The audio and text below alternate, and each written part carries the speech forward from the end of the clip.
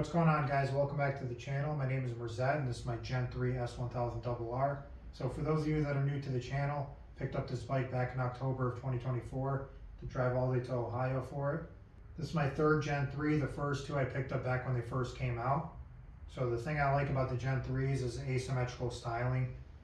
Got different fairings on both sides, got different headlights, which you can't really mistake it for anything else out on the road.